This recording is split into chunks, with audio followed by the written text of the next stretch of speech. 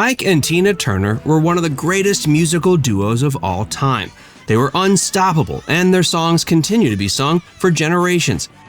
But as we all now know, behind the facade of their perfect relationship was something darker and ultimately tragic. Join Facts First to learn about the final tragic days of Ike and Tina Turner.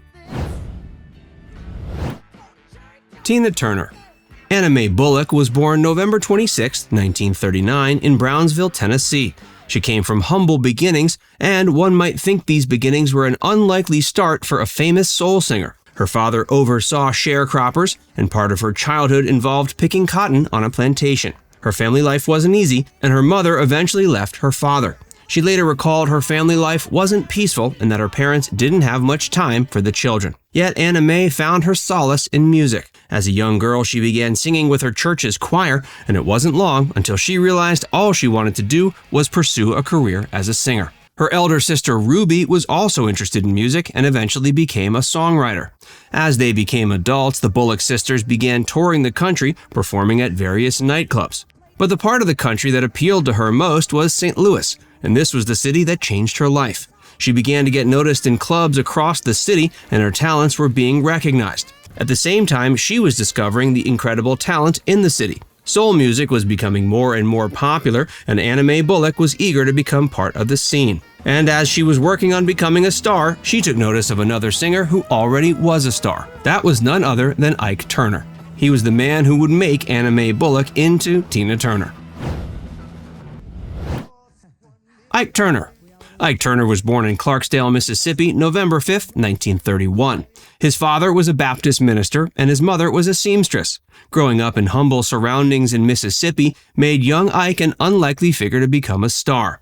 His childhood was full of tragedy, and before he was a teenager, he had been molested by several older women. As a teenager, he escaped the horrors of his life with a job at a local radio station. This is where he spun records, and it gave him a euphoria unlike any other. But he wasn't satisfied simply sharing music. He also had to create it. His musical talent was unparalleled. He composed music, wrote songs, and performed them. He brought a soul and energy that was only becoming recognized in the 50s and 60s. He began performing in nightclubs across the country, and St. Louis became the city that made him. His recordings and performances were popular among both black and white Americans, and his music is largely credited to breaking the color line. One of his biggest fans was a fellow Southerner. A young lady named Anna Mae Bullock was trying to make it in the music industry. She was so moved by his music and his charisma that she wanted to perform along with Ike Turner and his band. Eventually, she managed to find a way to meet him. The triumphs and tragedies of Ike and Tina Turner. When Anna Mae Bullock met Ike Turner and told him she wanted to perform with him and his band, the first thing he did was tell her she had to change her name. While they weren't dating at the time, it was decided she would adopt his surname.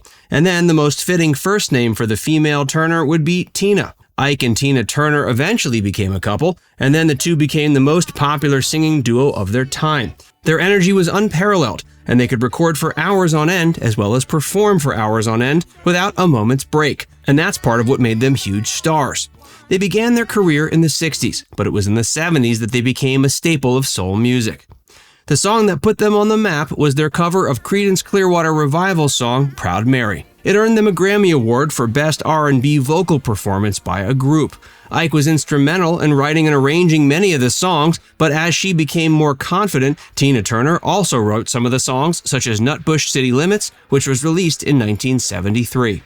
The two of them were unstoppable, and one couldn't imagine Ike without Tina and Tina without Ike. But they also seemed like perfect partners. But this wasn't actually the case. It's well known that Ike Turner was in charge and that he could be controlling. Behind the facade, Ike and Tina's relationship wasn't all rosy. They would fight, and it was believed, and it's still believed, that Ike Turner was physically abusive towards Tina. Many people close to Ike have stated they never saw him hit Tina Turner, and that this isn't true. But there have also been accounts stating he did harm Tina.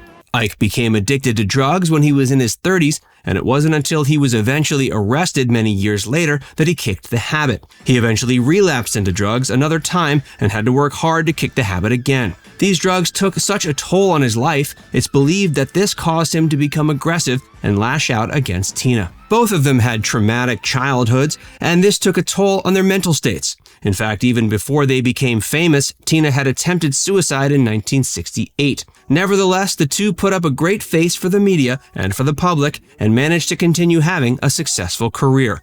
They recorded albums and produced hit after hit. Eventually, their tumultuous relationship got in the way of their music career, and they broke up. Their divorce was finalized in 1978, and by the 80s, they were both pursuing successful solo careers. Though arguably, Tina's career was much bigger, and this was the decade when she recorded her hit song, What's Love Got to Do With It? During that same decade, she wrote her autobiography, I, Tina. Part of the autobiography was used as an inspiration for the film about Ike and Tina called What's Love Got to Do With It? The film came at a time when Ike Turner had kicked his drug habit, was recording great music, and trying to get his life back together. In other words, it couldn't have come at a worse time. It portrayed Ike Turner as an abusive husband and even showed a rape scene which apparently was completely invented for the film. He received a lot of hate as people felt the film was completely accurate. Even Tina claims to this day she's never seen the film in full. It took him many years to recover from the trauma that the backlash brought. The film made his life much harder, but he never gave up. He continued to record music, and by the time the 90s came along, Ike Turner was back to recording great music. While he had his personal troubles and had to kick his drug habit twice, he managed to get back on his feet. He even served a brief stint in prison after shooting a mailman who apparently kicked his dog. This was when he was still embroiled in his drug addiction. His life was tragic, but at the end of his days, he was recording music and doing what he did best, making others dance and feel moved by his music. He died December 12, 2007, at age 76 in San Marcos, California. In the years since his passing, Tina Turner has stated she's forgiven him and that she's at peace with her life. Tina eventually left the U.S. and settled in Switzerland. She's married to a Swiss man, Erwin Bach. She continued to perform music upon her move to Switzerland, but now in her 80s, she has decided to retire. She unfortunately had some health issues and suffered a stroke and has cancer. A new documentary called Tina was released in 2021 to show her farewell tour and to discuss her life and career. Now it's time to hear from you. Are you a fan of Ike and Tina? What do you think about their tragic relationship? Let us know in the comments section below.